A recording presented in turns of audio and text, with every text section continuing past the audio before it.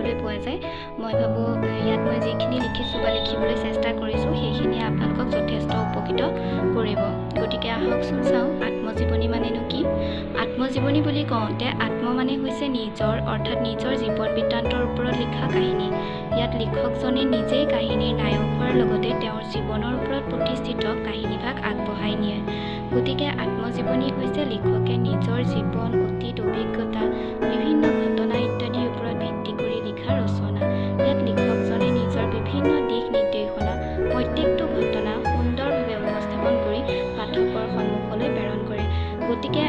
আত্মজীৱনীৰ জৰিয়তে আমি শিশুসকলক আকৰ্ষণ কৰিব পাৰোঁ সেয়েহে মই লিখিছোঁ বাৰু আত্মজীৱনীৰ দ্বাৰা শিশুৱে নিজৰ জীৱনৰ কাহিনীৰ মনোভাৱ লিখিবলৈ উৎসাহ পায় আৰু বিখ্যাত লোকৰ জীৱনীয়ে শিশুক বিভিন্ন জ্ঞানৰ সমাহাৰ প্ৰদান কৰে গতিকে আত্মজীৱনীৰ জৰিয়তে মানে শিশুসকলে তেওঁলোকৰ